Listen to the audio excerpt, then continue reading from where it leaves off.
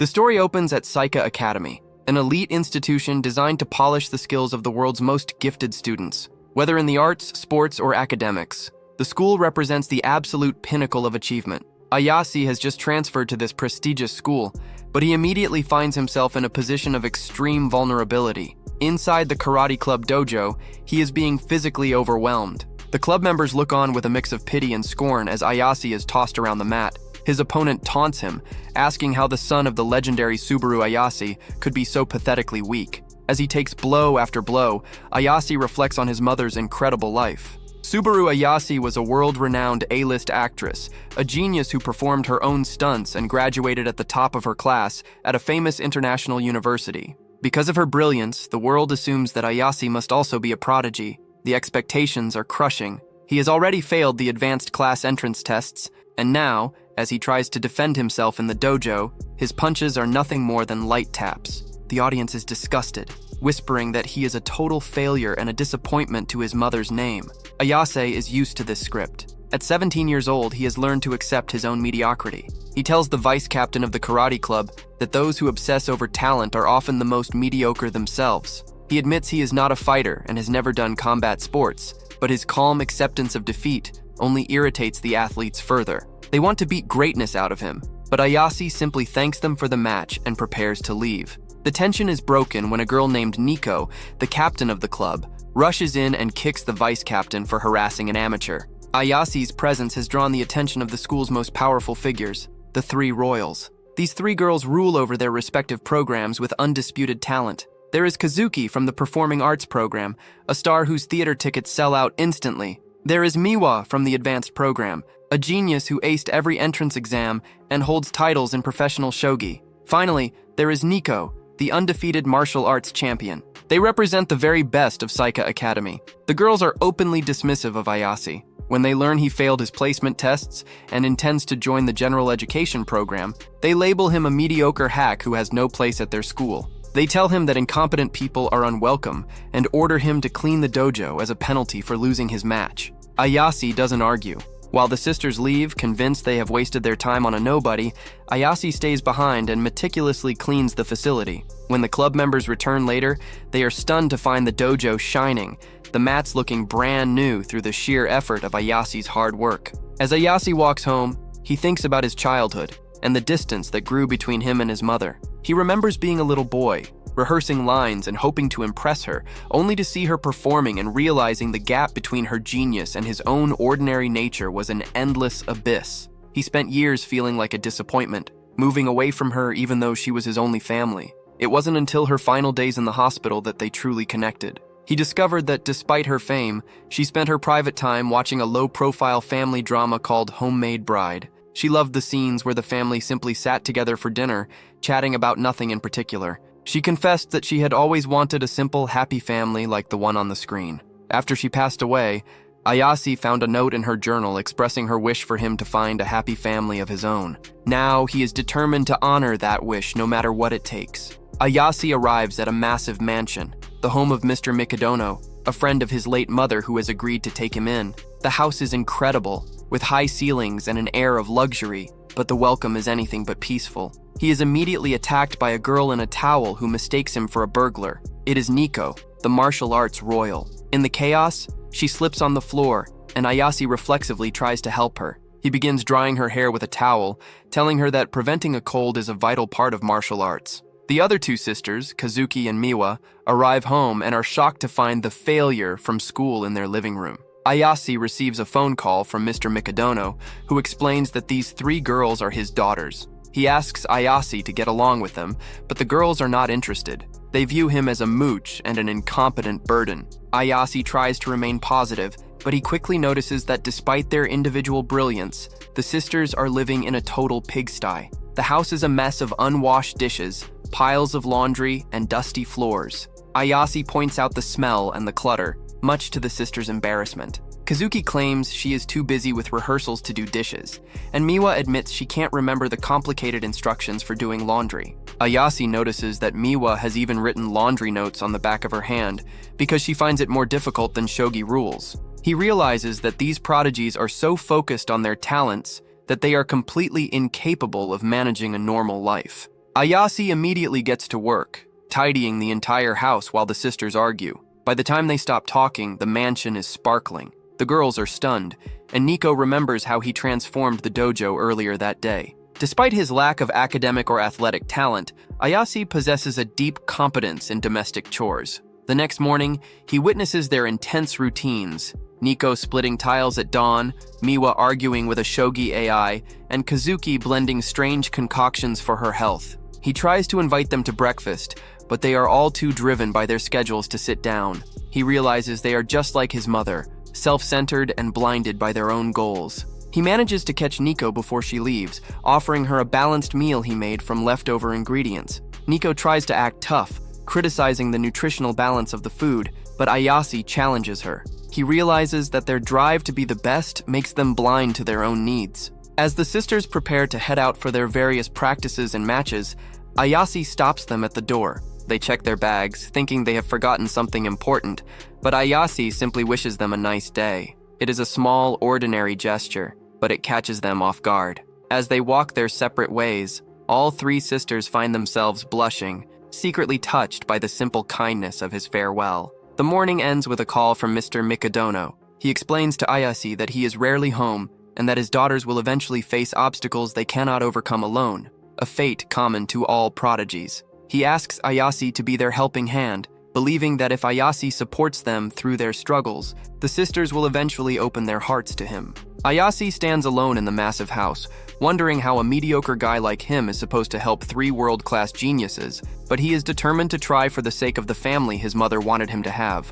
On the other end of the line, Mr. Mikadono lists the monumental challenges facing each girl. Kazuki is preparing for a grueling audition, Nico is training to defend her title as a national karate champion, and Miwa is facing a high-stakes shogi match. Once the call ends, Ayase finds himself lost in thought while scrubbing floors and tidying rooms. He wonders how someone as average as himself can possibly assist three girls who are at the absolute peak of their fields. He remembers the cold whispers of his past, where strangers expressed their disappointment that the son of a legendary actress had inherited none of her brilliance. He knows the pain of being a failure all too well, and he begins to worry about what might happen if these gifted sisters experience that same crushing disappointment. He decides that the first step to helping them is simply getting them to sit down for a meal together. When Nico returns from practice, she is visibly startled to find Ayase in the house, having already forgotten that their living arrangement is permanent. Ayase offers her a taste of what he is cooking, but she immediately puts up a wall. She tells him that she won't be tamed by food and insists on eating the store-bought items she brought for herself, calling his cooking slop. Undeterred, Ayase doubles down. While Nico is in the bath, he spreads out multiple cookbooks, obsessing over precise temperatures and vacuum packing techniques. He focuses on a complex broth, timing the simmer of skipjack tuna to the exact second to avoid any unpleasant smells. Nico watches him from a distance, irritated by his intensity. She recalls her childhood, where she and her sisters rejected the food of world-class chefs because they wanted to control what went into their own bodies. She retreats to her room to eat her supplements and low-fat snacks, but the enticing aroma from the kitchen eventually draws her back down the stairs for a peek. Ayase catches her and presents a perfectly balanced athlete's meal. He lists the exact grams of protein and milligrams of vitamins he included, explaining that he customized a dietitian's recipe specifically for her training needs. Though she tries to remain distant, she eventually takes a bite and admits it isn't bad. Miwa soon follows, drawn by the smell, and Ayase presents her with a meal rich in DHA to fuel her brain. The two sisters end up bickering at the table like normal siblings, teasing each other about their weight and habits. The peace is interrupted when Kazuki arrives. She looks at the domestic scene with a cold, distant gaze. Ayase tries to win her over with a risotto designed to improve skin health and a salmon marinade full of antioxidants, but she rejects it flatly. She tells him that while the scene looks like a heartwarming family dinner, she wants no part of it, especially if the food is made by a nobody. She retreats to her room, leaving a stung silence behind. Nico, feeling bad for the effort Ayase put in, offers to eat the extra portion, though Ayase warns her that the extra carbs will push her over her limit for the day. Over the next few days, Ayase tries to make a move at school to bridge the gap between himself and the sisters. He finds Kazuki surrounded by a sea of adoring fans in the hallway. When he calls out to her, the other students immediately recognize him as the no-talent son of Subaru Ayase. Kazuki tells him to stay away, claiming his mediocrity will cast a shadow over her radiance. Ayase, trying to mention his cooking, tells her he stayed up all night hoping she would give in to his advances, and that he has something special only he can give her. The fans are horrified, assuming they are in a scandalous relationship, and Kazuki gets embarrassed, promising that he will pay for the misunderstanding when they get home. Ayase moves on to Nico, who is busy training with the karate team. When he uses her first name familiarly, her teammates are outraged that a failure would act so buddy-buddy with their captain. However, when Nico turns a terrifying, monstrous gaze toward him, Ayase decides that he is not yet ready to face her in a public setting and beats a hasty retreat. His last hope is Miwa. He finds her in her classroom, where she is helping classmates with difficult math problems in a dry, robotic tone. When the other girls leave, they whisper about how Miwa is in a completely different league, making it impossible to truly befriend her. Ayase tries to ask her to lunch, but she treats him with the same coldness she shows everyone else. He doesn't give up, chasing her through the hallways until they both collapse on a bench from exhaustion. In this moment of weakness, Miwa opens up. She confesses that she doesn't know how to talk to normal girls and finds their conversations pointless. Ayase tells her he can sympathize because he is also a royal in his own way, royally short, royally stupid, and royally weak. He admits his looks are false advertising for a talent he doesn't have. His self-deprecating honesty makes Miwa smile. She gives him a lead on how to win over Kazuki, remembering that their eldest sister once secretly asked their mother for a meal made just for her when she was a toddler. Back at home, Ayase tries to figure out what kind of meal Kazuki's mother might have made. His thoughts are interrupted when Kazuki arrives home and collapses on the floor. She is burning with a fever, though she tries to act tough and insists she is just fatigued. Miwa and Nico try to help, but Kazuki kicks everyone out of her room, lamenting her own perceived weakness. Ayase doesn't stay away for long. He brings her porridge and carrot soup, but she refuses to eat, insisting her supplements are enough. When she tries to stand, she falls again, and Ayase is there to catch her, though his lack of strength causes them both to tumble to the ground. Desperate to help her stay on track for her rehearsal, Ayase offers to be her acting partner. He tells her he debuted as an actor when he was 2 years old, and surely he can help. Kazuki is skeptical, but agrees to try. The result is a disaster. Ayase's acting is wooden and robotic, sounding like he is reading a grocery list rather than a script. Kazuki kicks him out, realizing he was only cast as a child because of his mother's influence. She concludes that he is the type who coasted on someone else's fame and has never known the meaning of real effort. However, Ayase doesn't quit. For the next several days, he stays up late every night, practicing the lines until he is exhausted. Kazuki watches him, realizing that despite his chores and schoolwork, he is putting in massive amounts of effort for a craft he is clearly bad at. On the final day of her recovery, Ayase delivers a line with a genuine flicker of emotion. He is so overwhelmed by his small success after 14 years of failure that he bursts into tears. Kazuki is moved by his dedication and finally agrees to eat his cooking. But there is a catch. The perfect and radiant Kazuki becomes incredibly embarrassed as she lists her conditions. She demands that her food contain no carrots, no bell peppers, no mushrooms, no eggplant, and no bitter squash.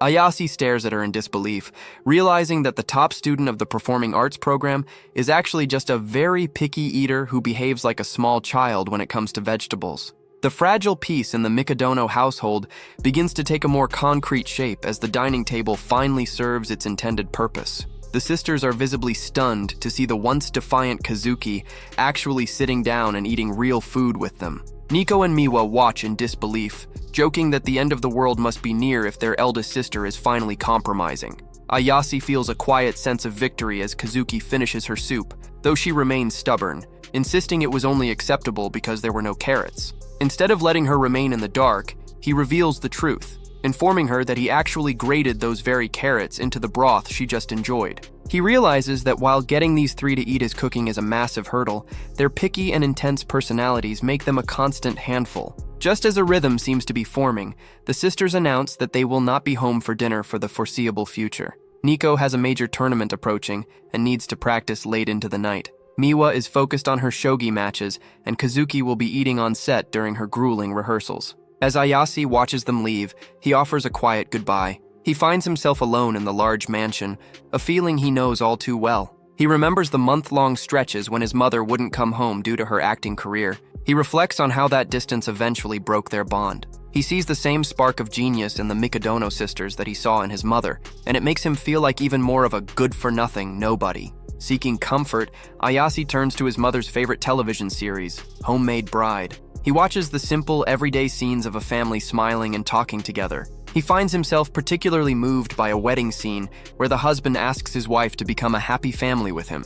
Seeing his mother in a wedding dress on the screen leaves him feeling conflicted and lonely. He whispers to his mother's memory that real life is much harder than a television drama, doubting if he can ever achieve the happiness she wished for him.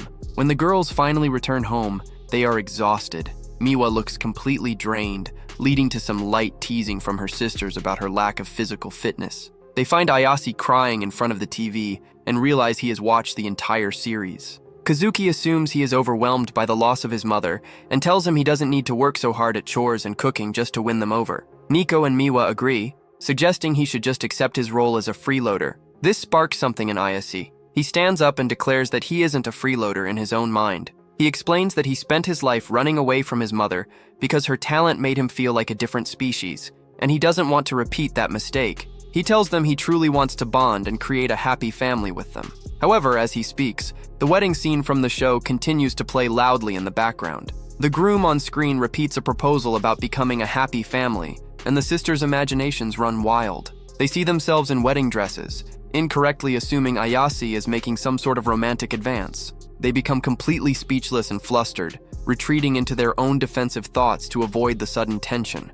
The romantic tension is quickly deflated by Ayase's actual goal. He knows that Kazuki is the eldest and Miwa is the youngest, but since he and Nico are both in their second year of high school, the hierarchy between the two of them is still a mystery. He turns to Nico and asks for her specific date of birth, explaining that he needs to know if he should treat her as an older or younger sister. He mentions he was born in December, but the girls are too embarrassed by their previous fantasies to give him a straight answer. They shout at him, calling him a freeloader once again, and flee to their rooms. The domestic chaos continues later that night. Nico, still reeling from the proposal misunderstanding, retreats to a hot bath but hears Ayase screaming in the kitchen. She rushes out in nothing but a towel, only to find Ayase crying because he forgot to buy bread for tomorrow's sandwiches. She scolds him for being so dramatic over a small mistake, but Ayase is more concerned that she will catch a cold. When Miwa sees Nico's red face, she suspects her sister is blushing because of Ayase, leading to a heated argument between the two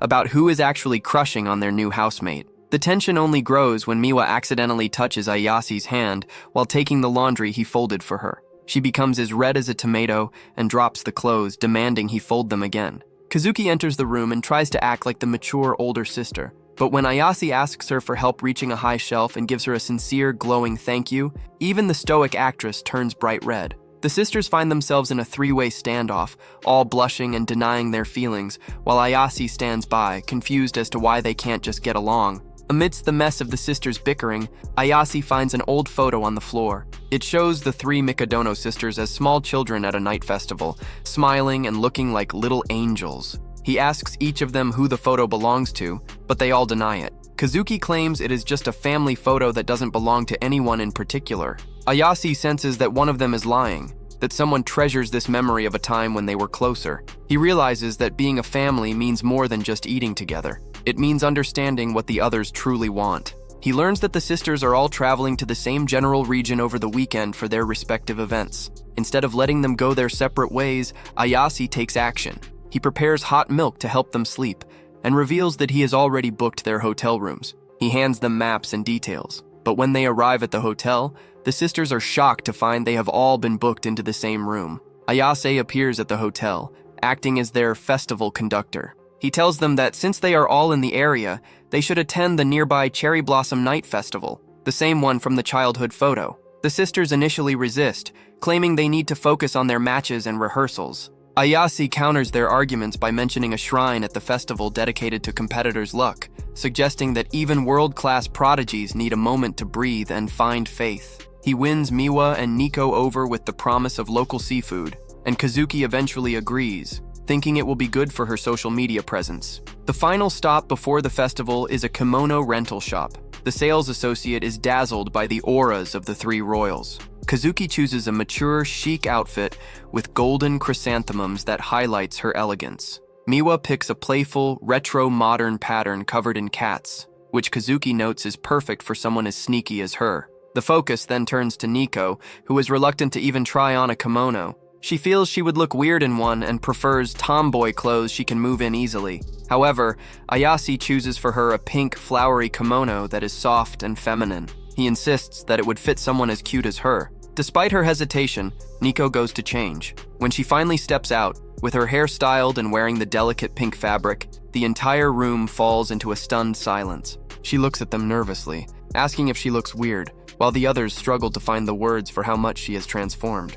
After that, the group heads out to the Cherry Blossom Night Festival. Nico is immediately taken aback by the sheer number of people, while Miwa's focus shifts instantly to the many food stalls lining the path as her hunger takes over. Ayase tries to maintain some order, warning the sisters not to wander too far off in the chaotic environment. As they walk, Kazuki is quickly spotted by a group of girls. They swarm her with excitement, calling out to her as their top theater star. Ayase realizes that he had completely underestimated her popularity. Even in a kimono, she is instantly recognized as a celebrity. The fans gush over her stage performance and her stunning appearance, and Kazuki seamlessly transitions into her professional persona. She treats her fans with the grace of a prince, thanking them with a practiced charm. While Ayase wanted the sisters to enjoy the festival as a family, he watches as Kazuki remains in work mode, dedicated to her role as the star actor of the Mikadono family. He decides not to intervene, respecting her professionalism. Meanwhile, Nico and Miwa lose themselves in the simpler joys of the festival. Nico buys snacks from the stalls, and Miwa begs for a taste. Nearby, a lone girl is annoyed that her friends abandoned her to chase after Kazuki. In her frustration, she almost takes a nasty fall, but Kazuki catches her in a princess-style carry. The crowd erupts in admiration, comparing Kazuki to a real-life prince as she takes the girl to a place where she can sit and recover. Ayase follows from a distance, struggling to keep his eyes on Kazuki through the dense throng of people. Once the fans lose track of her, Ayase manages to pull Kazuki into the safety of some nearby bushes. He has brought her some festival food, but his primary concern is something else he noticed. He tells her that he saw her walking with an unusual limp and suspects her sandal straps are hurting her. Kazuki scoffs and calls him a creep for watching her so closely. But when Ayase insists on checking her foot, he discovers a painful, chafed wound. He is shocked that she was carrying others while her own foot was in such bad shape. He asks why she didn't just tell someone she was hurt, or ask for a bandage. Kazuki remains stubborn, explaining that as the heroic prince for her audience, it would be nonsensical to admit she needs saving. Ayase looks at her with genuine care and tells her that a prince has every right to be a princess sometimes, and she should feel free to be whoever she wants to be. He gently applies a bandage to her foot to ease the pain. The group reunites, and Kazuki puts on a smiley mask to go incognito so she can actually enjoy the stalls. They decide to split into teams for a competitive round of goldfish scooping, Ayase and Kazuki versus Nico and Miwa. The sisters' competitive nature quickly flares up. Miwa is surprisingly skilled, catching fish after fish without her paddle breaking once. Nico is frustrated by her own lack of success, and Kazuki accuses Miwa of cheating. The banter is sharp, with the sisters teasing each other about being sore losers. Ayase watches them with a smile, happy to see them interacting so naturally, and decides to leave them alone for a while so they can continue to bond over the games. While they are occupied, Ayase wanders to a different part of the festival where a presenter is announcing a special challenge. Participants must cross a pond by hopping across lotus-shaped platforms to reach a torii gate. The prize is the opportunity to take a photo with the shrine's golden guardian statue, which is said to provide unbeatable luck. Ayase looks at the old photo of the three sisters as children, holding that very same statue. He realizes that if he can win the challenge, he can recreate that cherished memory for them and help them remember how close they used to be. The challenge is notoriously difficult, as many of the lotus leaves are designed to sink. No one has succeeded in 10 years. Ayase steps up as the next challenger and immediately falls into the water. He tries again and again, getting soaked and covered in mud. Other festival goers mock him, telling him he should quit while he is ahead, especially since his face is now a mess. Even as it begins to rain and the presenters prepare to pack up, Ayase refuses to stop. He thinks about the sisters and how they reached the goal together as children by combining their intelligence, strength, and observation.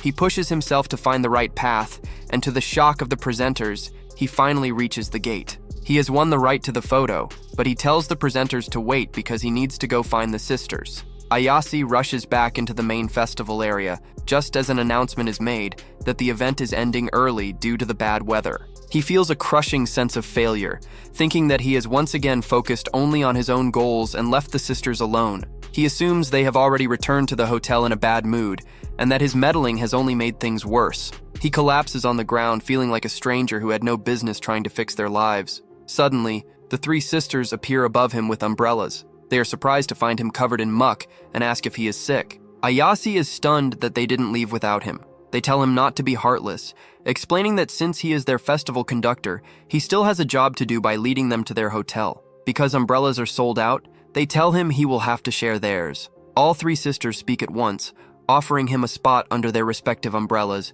which leads to a small argument about who should be the one to share. They eventually decide to settle it with a game of rock, paper, scissors, treating the chance to share an umbrella with him like a competitive prize. Nico ends up being the one to share her umbrella with Ayase. As they walk, Ayase apologizes for the trouble, but Nico tells him to be quiet. Internally, Nico is confused. Even though they are just walking, her heart is racing as if she has just run a marathon. Later that night at the hotel, the girls take a bath together in the spacious hot spring. Kazuki enjoys the luxury, while Miwa finds it a bit strange for all three of them to be bathing together. Nico is still lost in thought about her racing heart, wondering if it was just the discomfort of the kimono. When she subconsciously touches her chest, her sisters misinterpret the gesture and begin to tease her about her physique. They compare their bust sizes, with Miwa and Kazuki bragging about being more developed. When they leave the bath, they run into Ayase in the hallway. He has come to wish them luck for their respective competitions the next day. However, he reveals that he forgot to book a room for himself, and all the local hotels are now full. He tells them he will just find a net cafe, but the sisters cannot bring themselves to let him go. They decide to let him sleep in their room for the night. They justify it with various excuses. Nico claims it is a matter of martial arts honor, Kazuki says a star must show charity, and Miwa points out that they all live together anyway. Ayase is incredibly grateful and tries to make himself as inconspicuous as possible. When they realize there aren't enough robes for everyone, Ayase helps Nico reach a spare one from a high cupboard that was too tall for her to see. He then heads to the shower, telling the sisters to enjoy their rest. However, none of them can sleep. Nico, Miwa, and Kazuki all lay awake with racing pulses, which they each attribute to the excitement of their upcoming matches and performances. While they are restless, Ayase looks at the photo he took at the festival. He had successfully managed to get them to recreate their childhood pose with the Guardian statue. He realizes the original childhood photo he had been carrying is missing, but he finds a note indicating that it has been taken back by its rightful owner. He realizes that one of the sisters must have cared enough to reclaim it. As Ayase finally falls asleep, the sisters get up and notice how quickly he drifted off.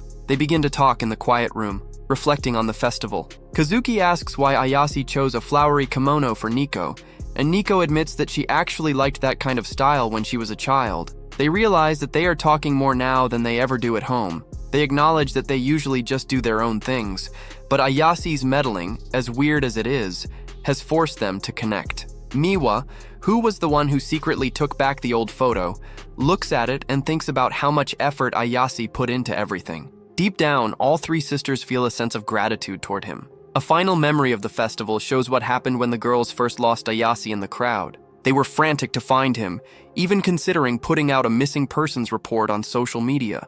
As they tried to come up with a description of him, Kazuki noted his sincere smile. Miwa mentioned how he always makes her snacks and meals, and Nico talked about how he always knows exactly when she needs more sports tape or protein. When they realized they were all praising him so highly, they all turned bright red and decided to find him themselves rather than admit those things to the public.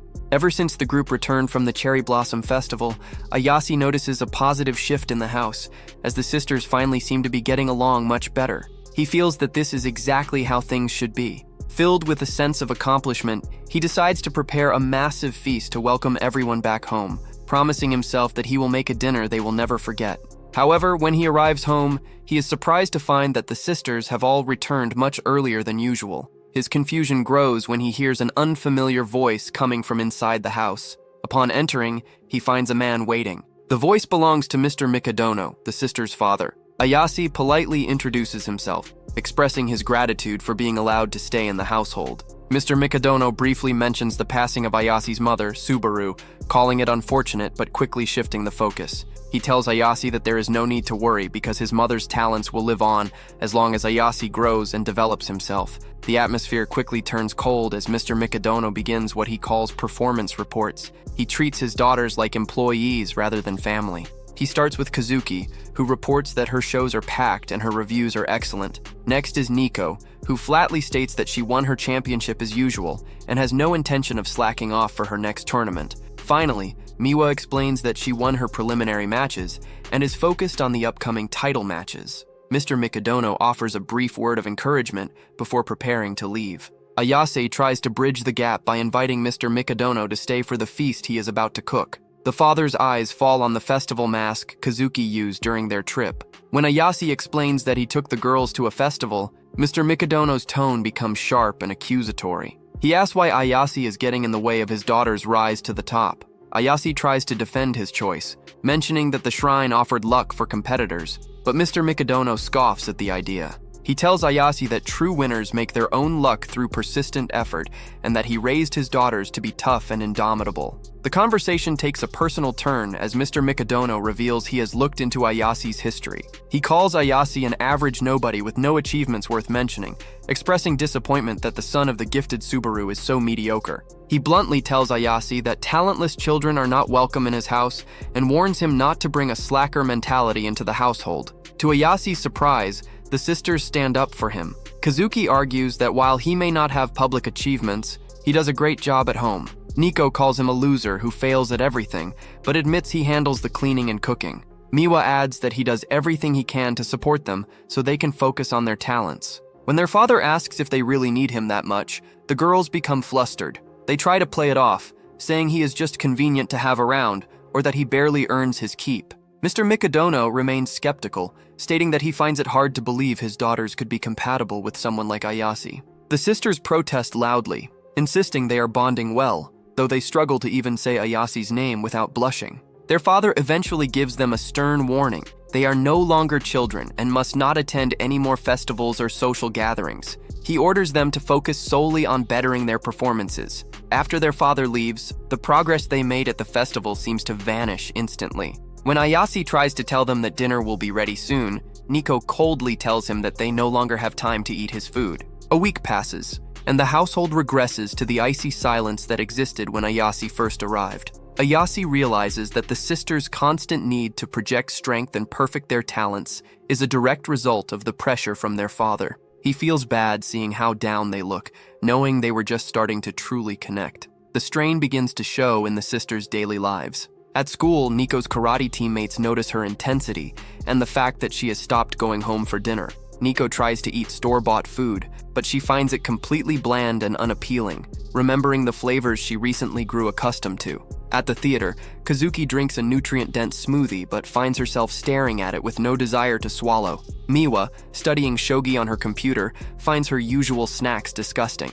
They all try to return to their old routines, but thoughts of Ayase and his average lifestyle keep popping into their heads, much to their annoyance. Ayase reflects on his own goals. He realizes that his dream of being a happy TV family might be mediocre, but he refuses to give up on it. He decides he will do whatever it takes to support them. The next morning, the sisters notice that Ayase has stopped saying his usual cheerful goodbye. At lunch, Nico's friends are shocked to see her pull a homemade, beautifully packed bento box out of her bag instead of her usual plain chicken. All three sisters realize that Ayase has secretly packed lunches for them. Nico's friends beg for a taste, but she defensively tells them she will eat every bit of it herself. Internally, she calls Ayase a lousy dumbass, but she feels her heart swell with so much emotion that she can hardly eat. That night, Ayase is overjoyed to find that they ate every single bite. The sisters call him over and propose a new arrangement they call co-stewardship. They explain that since their father will throw him out unless he shows merit, they will accept him as their official supporter. They each list their upcoming challenges, Kazuki's audition, Nico's tournament, and Miwa's title matches, and tell him they are counting on him. Ayase enthusiastically agrees, declaring that he will make them lunches every day as family, though the girls quickly correct him and insist he is just a supporter. The routine settles back into a comfortable rhythm. Ayase sees them off with a smile every morning, and the girls find that hearing him say those simple words just feels right. However, new pressures begin to emerge. Nico receives a call from a male senpai who has returned from an overseas tour, making her feel self-conscious about her progress. Miwa's coach pressures her to decide on her future path in shogi. Kazuki faces extreme anxiety over her first audition for a female role, as she has always played male parts. One evening, Ayase decides to expand his cooking skills by making udon from scratch. He puts the dough in a plastic bag and treads on it to get the right texture, explaining that he is using whole wheat for better nutrition. In his excitement, he loses his balance and falls hard. The sisters arrive home early and find him in this state. Despite the chaos, they agree to eat with him.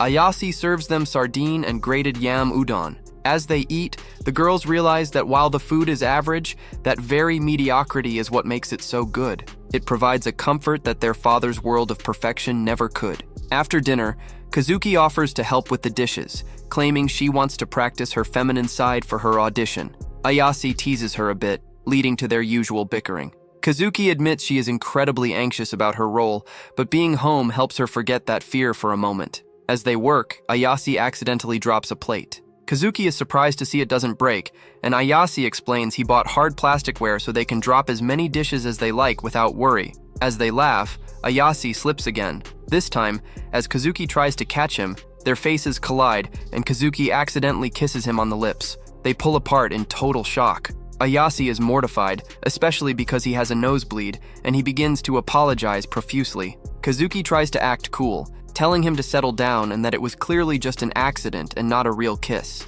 She tells him to deal with his nosebleed and leaves the room.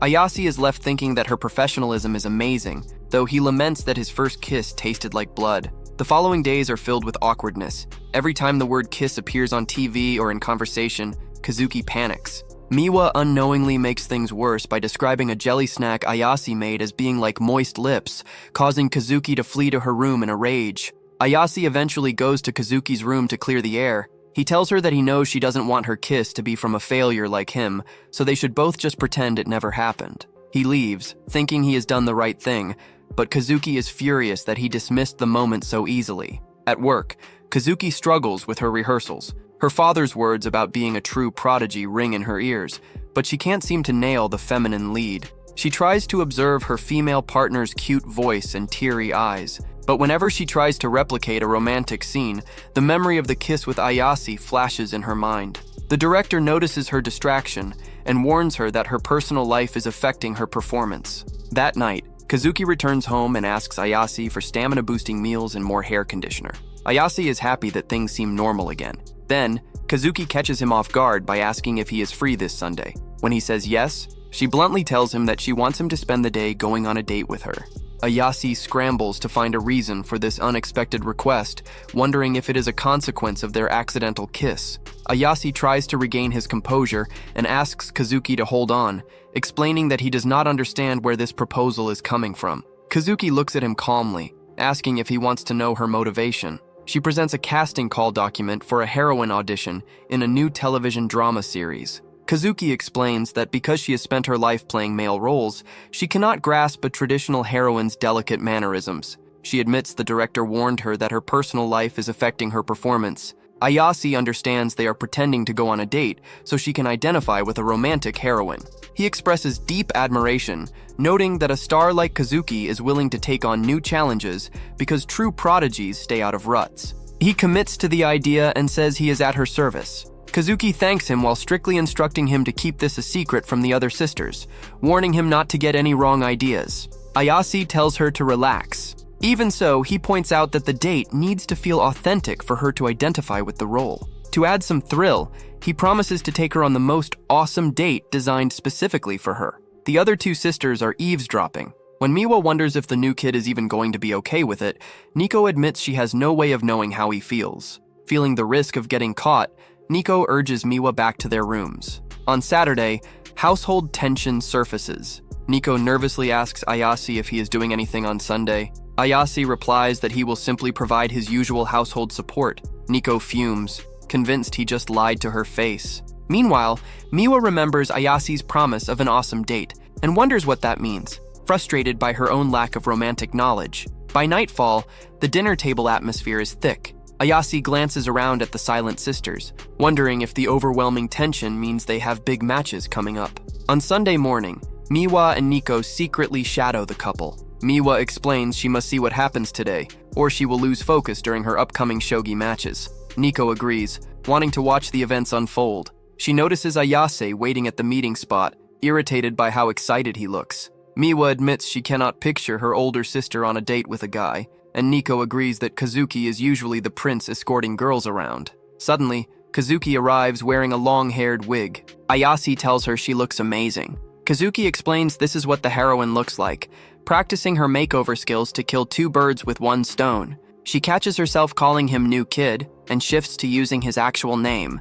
Ayase. Thrilled, Ayase hopes she will keep calling him Ayase after today, suggesting they hit the aquarium first. Watching from afar, Nico wonders how the school's Prince Charming transitioned to trying to look cute for the new kid. Miwa watches in awe, noting her sister is completely all in. Inside the aquarium, Kazuki's habits take over. Approaching a flight of stairs, she instinctively tells Ayase to watch his steps. Ayase smiles, pointing out that she is doing it wrong for a heroine role. To help her ease into the dynamic, Ayase offers his hand. They walk hand in hand toward the dolphin show. Kazuki tries hard to practice her reactions, commenting on the clever creatures while anxiously wondering if her expression is cute enough for a man's taste. Ayase notices her rigid posture and suggests she try to enjoy herself rather than treating it like a test. Suddenly, a loudspeaker warns spectators in the lower seats to take care. As a massive wave of water splashes over, Kazuki instantly shields Ayase with her body. She asks if Ayase is okay, prompting Ayase to sigh and note she is doing it wrong again. The surrounding crowd loudly praises how cool the guy's girlfriend is, making Kazuki turn bright red as she shouts that she is not cool at all. As the afternoon progresses, the date continues to spiral. The sisters whisper about how the couple struggled to decide who should carry the shopping bags, and how Kazuki developed sores on her feet from ladies' sandals. Miwa whispers to Nico that the date is cratering, and Nico calls it too cringe to watch. Sensing the tension, Ayase excuses himself for a restroom break. Left alone, Kazuki wonders if Ayase is disappointed with her. Suddenly, a talent scout approaches her, complimenting her physique and pushing a business card for a talent agency. Kazuki declines, but the persistent man presses further. Trapped, Kazuki wishes Ayase were around. Ayase runs back and steps between them, asking the man to stop. The scout assumes Ayase is her little brother. Ayase firmly states they are on a date and that she already knows what she wants to be. When the scout presses for details, Ayase steps forward and loudly declares that the man cannot have her because he wants to marry her someday. Exhausted by the outburst, the scout concedes and walks away. Onlookers whisper excitedly about the public proposal. Turning red, Ayase apologizes to Kazuki and tells her to forget everything he said. Kazuki looks at him, her heart beating wildly, as she reflects that she can never forget. Ayase clears the air, taking her hand to guide her to their next stop. Watching from the bushes, Nico stammers in shock at how well they are hitting it off, while Miwa wonders if the date will turn out to be a success after all. Ayase reflects on his impulsive actions while holding her warm hand. Meanwhile, Kazuki wonders why she is sweating so much, using the physical reaction to learn how a girl acts on a date, internally telling Ayase to keep acting like her boyfriend. They arrive at a movie theater to watch a romance film. Kazuki recognizes the title. It stars a senior co-worker who recently left the review troupe for female casting roles. Kazuki avoided seeing it out of fear of how her mentor performed, but hopes this screening will provide pointers for her audition.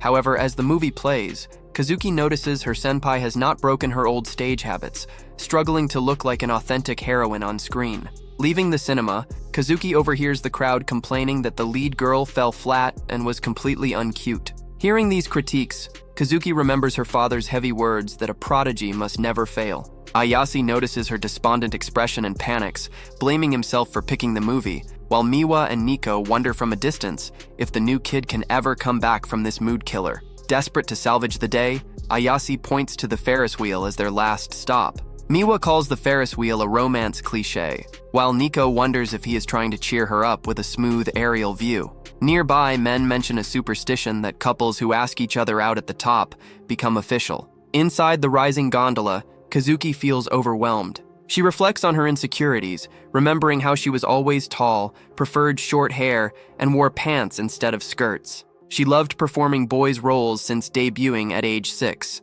Eventually, her passion became a strict obligation to never fail. Remembering her father's demand to take on a female role, she contemplates withdrawing from the audition rather than risking failure. Breaking from her thoughts, she notices Ayase trembling due to the see-through glass floor. Kazuki laughs, calling him a dolt for choosing a ride he fears. Ayase responds that he had to choose it to guarantee a perfect date. When they reach the highest point, Ayase stands shakily and shouts that he wants her to be the best heroine ever. The romantic tension evaporates as she tells him to sit down before he shakes the gondola. Kazuki reflects that he fails constantly, yet never gives up, making her wish she could be as unafraid of failure as he is. Ayase explains his lack of fear comes from being a failure his whole life, but notes there is value in shortcomings. He shows her candid photos on his phone from their day together, explaining that her spontaneous expressions are incredible and that people grow to love flaws. Kazuki dismisses it as an excuse for incompetence, but smiles as her confidence returns. On the ground, the sisters watch the couple step out with bright smiles, completely stunned. Walking away, Kazuki thanks Ayase. Ayase asks if she was able to identify with the heroine. Kazuki replies that she is now free to perform in the way she thinks is best, even if she blunders along the way, knowing there are people who will love her flaws. Ayase tells her to remember their date if she gets stuck, and Kazuki playfully scoffs at relying on him. Watching them banter, Miwa notes their bonding, while Nico wonders nervously how to react to this shift at home. Kazuki resolves to pour her talents into the audition, vowing to remain herself even if she fails. Ayase cheers her on. Moved, Kazuki steps close to him and brings up their accidental first kiss, confessing she cannot pretend it never happened. As Ayase freezes in shock, Kazuki removes her wig and announces she is back to being a prince. Miwa thinks she is back to normal, but Nico notes her aura has fundamentally changed. That night, Ayase returns home and apologizes for being late, promising to cook dinner. Miwa and Nico demand to know what he has been up to. Before he can answer, both sisters soften and welcome him home as Ayase. Overwhelmed by the normal family greeting, Ayase joyfully asks them to say it again. Nico blushes, claiming it is a perfectly normal greeting, while Miwa playfully sighs that he has switched back into family mode. Both sisters are resolved not to let Kazuki steal his attention all for herself. The next morning on the way to school, Ayase mentions that he understands why Miwa is so relaxed, but he wonders about Kazuki's mindset on test days. Kazuki responds, there is no refinement in cramming at the last minute. Miwa chimes in to point out that Nico has terrible grades as well, causing Nico to defend herself by stating that she puts all her energy into her sports instead. Suddenly, a robber sprints past the group. Ayase shouts in confusion, just as a distressed woman screams that the man took her handbag. Without a second thought, Nico charges forward to confront the criminal. True to her reputation, Nico swiftly knocks the large man out cold. The surrounding crowd erupts in amazement, instantly recognizing Nico, the karate master. Ayase notices blood on Nico's hand and instantly panics. Nico dismisses his worry, pointing out it is merely a scratch. Ayase counters that even if it is just a scratch, scratches still hurt. Then, the robber suddenly gets up, seeing a perfect chance to escape. The thief flees right into a new group of boys, and one of them delivers an instant crushing kick that knocks the criminal out for good. Ayase stares in awe at the knockout, while Nico instantly recognizes the boy who delivered the strike. The onlookers quickly identify him as Hayato, the captain and prodigy of a national champion karate team. Kazuki remembers that he used to visit their house frequently when they were younger. Nico approaches her senior and asks what brings him to their school. Hayato confidently declares that he has come to take Nico away with him. Inside the Saika dojo, Hayato explains to the club that his team will spend an entire week participating in a joint practice with them. The Saika club members point at Ayase and angrily demand to know why he is there since he is not even a member of the team. Internally, Ayase is obsessing over Hayato's intense declaration about coming to get Nico. The other club members explain to Ayase that the two grew up training in the very same childhood dojo. Eager for a challenge, Nico steps forward and asks her senior for a spar for old time's sake. The match is incredibly brief, and Hayato easily defeats her, leaving the Saika members completely stunned that their powerful captain just lost. Nico maintains her drive, praising his incredible level and asking to go another round. Ayase suddenly steps in and puts a stop to it, yelling that she is an absolute mess and needs to rest, while loudly scolding Hayato for not taking it easy on his junior. A short while later, Nico and Ayase talk alone. Nico tells him to lose his hostility toward her senior, but Ayase states he cannot do that. Nico explains that to her, Hayato is a true hero. She recounts that when her father first took her to a dojo, she easily defeated all the older boys. Naturally, those boys grew furious at being beaten by a new girl and later tried to gang up on her. Hayato showed up just in time to rescue her. Although he moved away when he entered middle school, they always managed to meet up during the national tournaments, and he has always been her main source of strength. Listening to her story, Ayase realizes that although he always thought of her as fiercely independent, Nico also has someone special she looks up to. Hayato then approaches them, stating that after witnessing her skills up close again, he is convinced he must take her with him. He adds that he already spoke with her father about the matter. He states that if she wants to get stronger, she needs to come with him, questioning the point of training with weaker people when she is already the best martial artist in Saika. The Saika members object, yelling that they are not weak and that their captain helps them train every single day. Hayato shuts them down by asking who among them actually helps Nico train. The realization hits the teammates hard. They worry they are just holding her back. Nico defends them, asking him not to badmouth her team because coaching them serves as great training for her. However, her teammates side with Hayato, telling her that her senior is absolutely right and that staying here is unfair to her. Hayato smiles and urges Nico to join him so they can be the best in martial arts together, leaving Nico frozen in hesitation. At the end of the school day, Ayase spots Nico and runs over to walk home together. He praises her, noting how amazing it is that the top karate school in the nation is recruiting her. Nico looks away, stating they don't need to bring the topic up again. Ayase admits that he feels completely left hanging because he doesn't know how she actually feels about the situation. Nico claims it doesn't matter how she feels because the offer is a massive honor, explaining that Iwayama is a boarding school that hires professionals to manage their diets and living conditions, making it a perfect fit for her in every way. Ayase repeats the words boarding school to himself, feeling a wave of sadness at the thought of her leaving. Looking down, Nico thinks about her sisters and Ayase, realizing that her past self would have jumped at this chance immediately, but things are different now. Summoning her courage, Nico bashfully confesses to Ayase that she wants them to be together. During dinner, the sisters display an almost frightening level of kindness. Kazuki tells Nico that she is free to use her expensive shampoo and conditioner. Miwa then offers Nico some of her favorite sashimi, which Nico notes to herself she never shares even under pain of torture. Later on, while washing dishes with Ayase, Nico remarks that the dinner was extra unnerving because those two were being too nice. Ayase explains that everyone in the school knows about her being recruited, and it seems her sisters are just like her teammates, wanting whatever is best for her. Later, while soaking in the bathtub, Nico ponders if even Kazuki and Miwa want her to leave.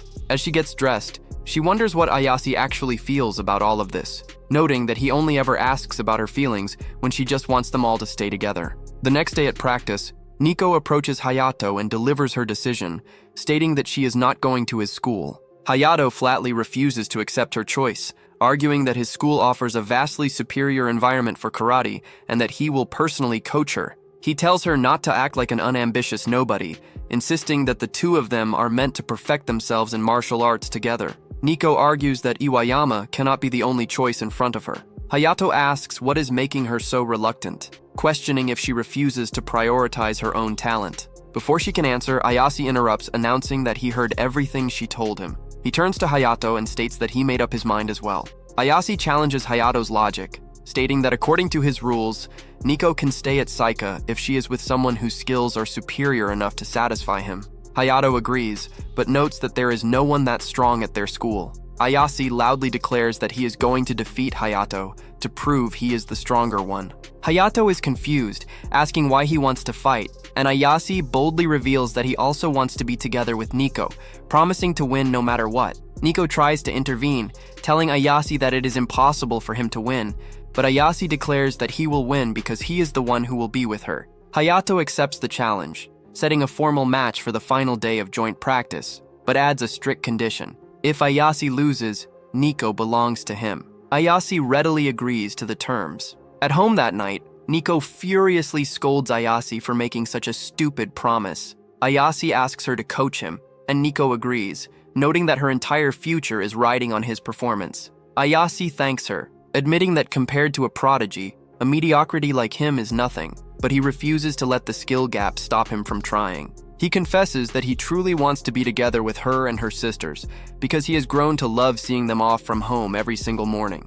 Ayase then tells her it is her turn to be completely honest and explain why she is turning down a sweet recruitment offer just to stay here. Nico blushes and confesses that while she wants to stay with her teammates, she also doesn't want to leave because she has grown to deeply like his morning greetings as well. She adds that watching Kazuki and Miwa work their butts off every day serves as her main motivation to work hard. The narrative shifts to the Iwayama team members elsewhere, who are reading the formal challenge paper that Ayase gave to Hayato. The paper includes a postscript forbidding Hayato from using his dominant right hand or foot. The Iwayama players are furious at the foul play, while Hayato vows he will never let a scheming rat have Nico. Back with our protagonists, Nico accepts Ayase's underhanded strategy, noting that since they know Hayato will be fighting one-handed, it narrows down what they need to train for. Ayase agrees completely, declaring that he will never let Hayato have her. Nico blushes, arguing that she doesn't belong to him in the first place. Ayase quickly apologizes and adjusts his words,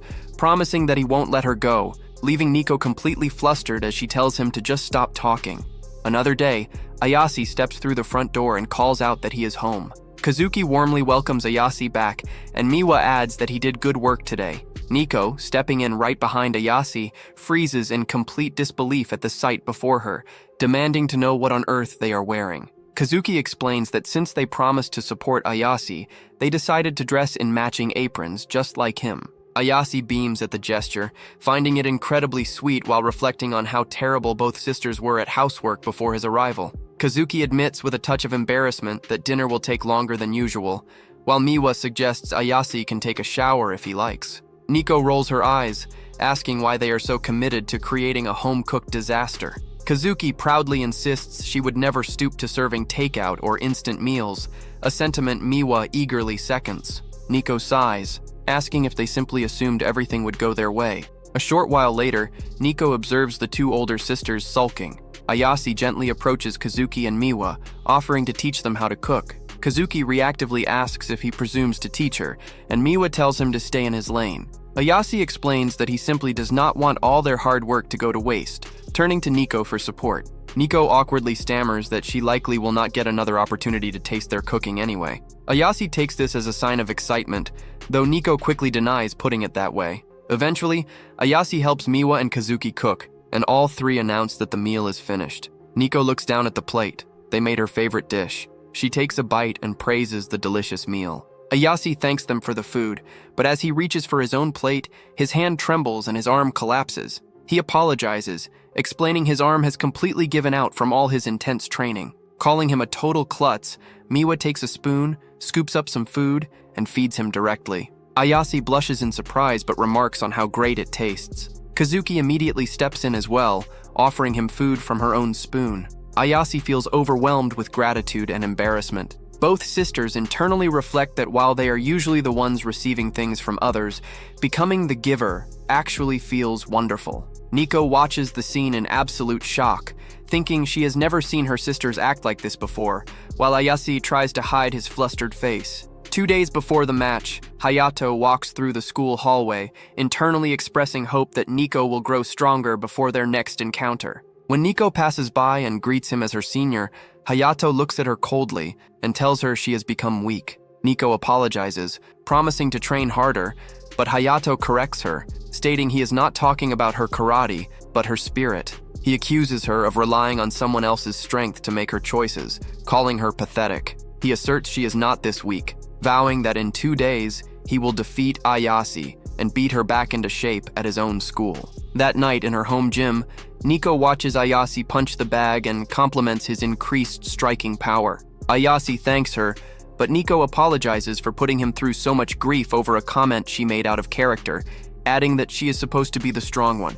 Ayase insists that he was the one who challenged Hayato in the first place, adding that Nico is out of character far more often than she realizes. Nico defensively calls him a dumbass, but Ayase gently explains that when he first met her, he thought she was a literal monster, only to discover she is actually prim, proper, and deeply curious about fashion and beauty. Nico becomes flustered, telling him to stop because she never asked him to watch her like a hawk. Ayase apologizes, explaining those details simply caught his eye, and seeing those aspects of her felt like discovering a whole new side to her character. Nico quietly replies that a new side is the last thing she wants him to see because it feels too weird. Ayase firmly assures her that he never found it weird for a single second. He explains that every side of her contributes to who she is, and there is no right or wrong version of her. She is remarkably strong, yet occasionally vulnerable, and that entire picture is the real Nico. Overcome with emotion, Nico calls him a jackass, noting he's the only person who would ever say something like that to her.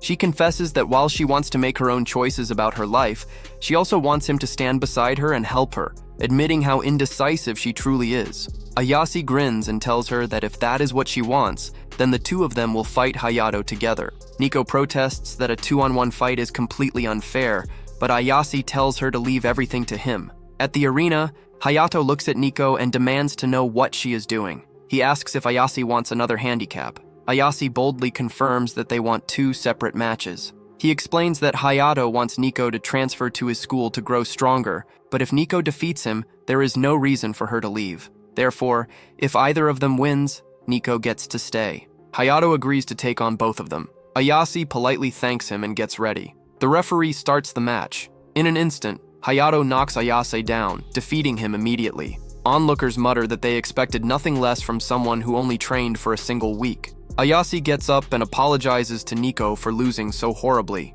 Nico tells him he definitely made the right choice bringing her along, acknowledging that he truly gave his all for that week, and promises to fix the mess. Ayase thanks her. As she steps up, Nico internally worries, remembering how easily Hayato trounced her a week prior and fearing what another defeat would mean.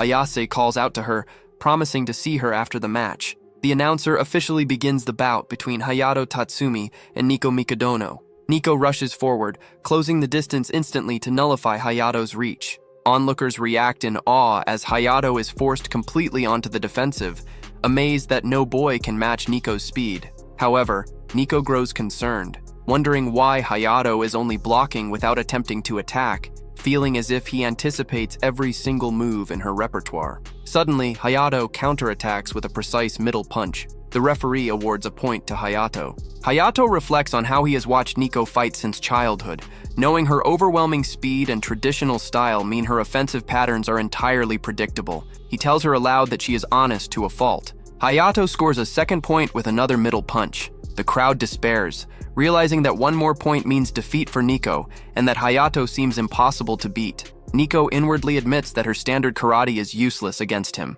Hayato tells her this is enough, and orders her to come with him, saying he cannot bear to watch her look so weak. Nico begins to surrender to the idea, thinking she looks like a loser and that transferring might be her only way to get stronger. Suddenly, Ayase's voice cuts through the arena as he shouts her name. He screams for her not to give up and tells her she got this. Nico blushes in deep embarrassment, but then remembers how absurd Ayase was during their training sessions, realizing it is completely unlike her to feel like laughing during a high-stakes match. She recalls Ayase's words about her being both strong and vulnerable, acknowledging that this complex identity is her true self. Hayato senses a sudden shift in her presence. Expecting a strike from the right, he readies his guard, but Nico executes an upper kick feint. Expecting a straight torso jab next, Hayato prepares a simple block, only for Nico to swing around with a powerful backhanded blow that connects cleanly. Ayase cheers wildly at the power move, calling it the Nico they all know. He notices a radiant smile on Nico's face as the referee awards her 2 points. Hayato staggers back, realizing her moves are now completely unpredictable. Just then, Kazuki and Miwa burst into the arena, shouting Nico's name in encouragement. Hayato demands to know what is happening, telling Nico that this behavior is not like her at all. Echoing Ayase's earlier words, Nico smiles broadly and declares that if this side of her is not like the self he knows, then this side is her too. She unleashes a final, explosive upper kick that hits Hayato directly. The referee declares full points and announces Captain Mikadono as the winner. The crowd erupts in wild cheers, stunned that she overcame a near loss to defeat the nation's top high school player. Hayato's teammates stand in utter disbelief. Standing in the ring, Nico realizes with relief that she actually won. Ayase rushes over to her, calling her name. Seeing Ayase approach, Nico bursts into tears of pure relief, whispering that she is so glad. Ayase steps close and gently wipes away her tears, telling her how glad he is that she is back. Nico stammers that she is glad to be back, but quickly catches herself, becoming flustered and asking what she is doing since crying is not like her. Ayase speaks her name softly, and Nico tells him to can it, asserting that she is allowed to cry after a victory once in a while. Ayase warmly agrees with a smile. Following her emotional victory on the mat, Nico talks with Hayato later that afternoon. She apologizes for how everything unfolded, acknowledging that he only wanted what was best for her when he tried to recruit her. Hayato accepts her apology gracefully, stating that what is done and promising to honor their agreement. He reveals a massive bruise on his calf, explaining that Ayase focused all his strikes on that exact spot. Hayato admits Ayase's unsettling persistence freaked him out, making it impossible for him to dodge Nico's final kick. Hayato notes that Ayase would only go to such extremes because he truly cares for her. Nico grows flustered, insisting Ayase is simply the type of person who never knows when to back down. Hayato then reveals his true motivation. He admits that while he claimed he wanted to recruit her to make her stronger, his real goal was far more personal. He simply wanted to be with her and train alongside her because he has romantic feelings for her. Shocked, Nico asks how long he has felt this way. Hayato explains he has cared for her ever since she first joined the dojo. He asks if the person she truly wants to be with is Ayase, and if she wishes to be together in that same romantic way. Nico hesitates, processing the idea.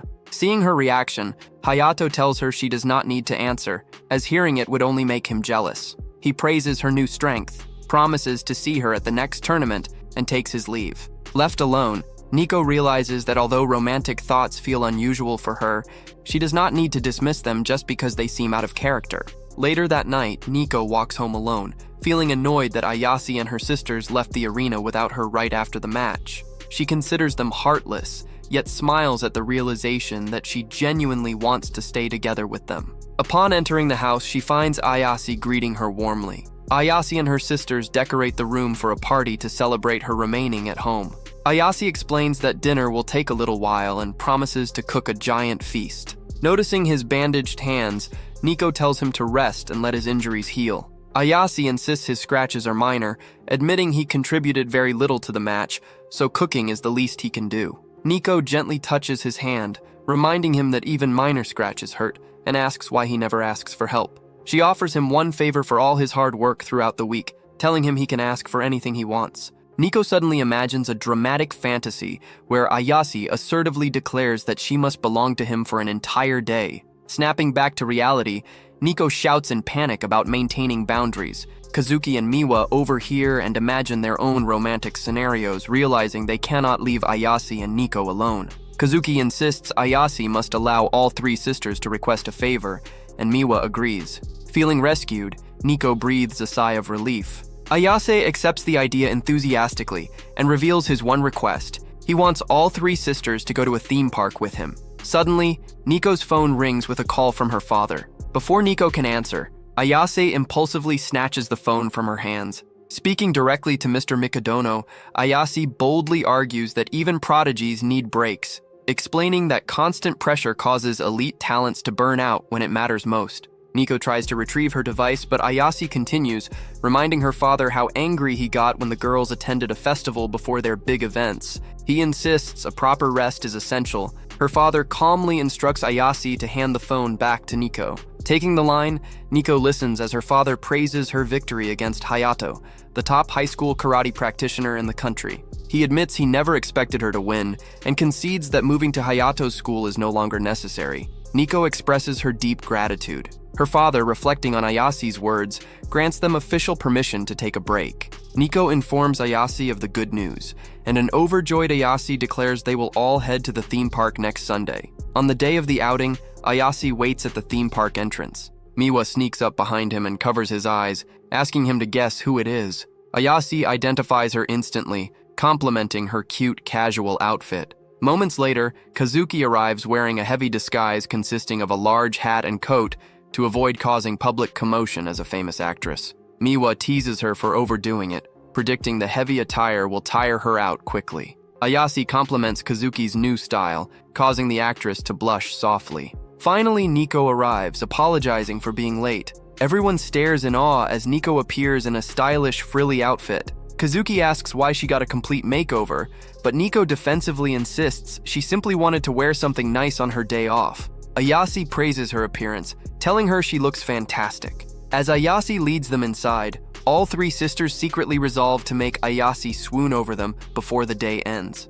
Kazuki initiates her plan by suggesting they enter the haunted house. Ayase readily agrees to enter with her. Inside, Kazuki intends to use her professional acting talent to play a helpless maiden in distress. However, her actor instincts take over, and she continually analyzes the jump scares, lighting, and stage directions like a critic. Realizing her mistake, she tries to fake being scared, only to turn around and find Ayase collapsed on the floor in pure horror. Suddenly startled by another scare, Ayase leaps up and clings tightly to Kazuki. Kazuki's heart races as she comforts him, realizing in frustration that she ended up being the protective one instead of the damsel. Outside, Ayase emerges carrying Kazuki on his back, looking pale as a ghost. Ayase apologizes for looking weak, but thanks Kazuki, admitting that holding on to her calmed his nerves. Kazuki blushes intensely, completely defeated by his genuine words. Next, Miwa invites Ayase onto the high-speed roller coaster. She lies to him,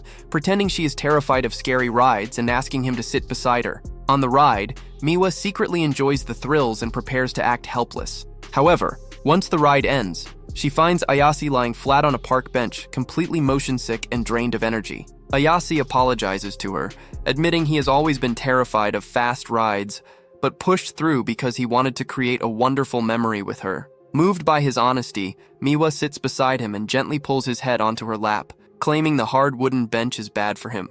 Ayase thanks her warmly. From a distance, Kazuki and Nico observe that Miwa also gets flustered instead of making Ayase blush. Determined to succeed, Nico invites Ayase onto the spinning coffee cups, preferring an attraction where they can control the movement. Once seated inside, Nico plans to use her immense physical strength to spin the cup at high speeds and force a romantic moment. She tells Ayase to give the wheel a spin.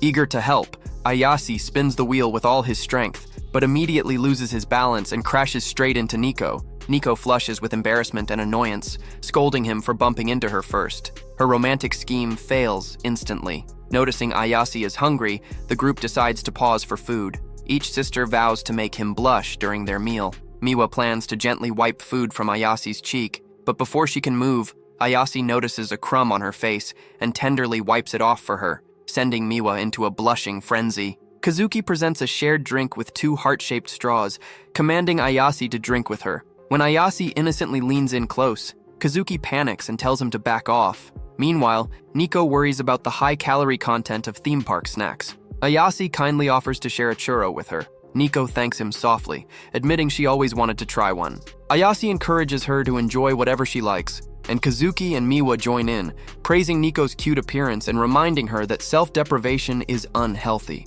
Surrounded by compliments, all 3 sisters blush, neutralizing each other's efforts. Throughout the rest of the afternoon, every single scheme to make Ayase swoon falls completely flat. As evening arrives, Ayase announces it is time to head home and leads the group toward the exit. Nico and Miwa remark on how delicate and gentle Ayase is, expressing amusement that he insisted on trying every single ride despite his physical limitations.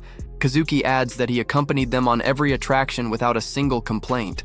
Nico realizes that Ayase genuinely wanted nothing more than to spend quality time together as a family. She asks Ayase for his phone, snaps a group photo of all 4 of them, and hands it back as a keepsake. Ayase thanks them sincerely, confessing he had a wonderful time and admitting they never would have come without her initial favor. Touched by his dedication, all 3 sisters warmly express their gratitude, thanking him for being their supporter. Overwhelmed by their collective heartfelt appreciation, Ayase suddenly turns red as a beet. The 3 sisters stare in complete shock, realizing that after all their complex schemes failed, simple gratitude was all it took to make him blush. Smiles return to their faces as Ayase warmly thanks Kazuki, Nico, and Miwa once again.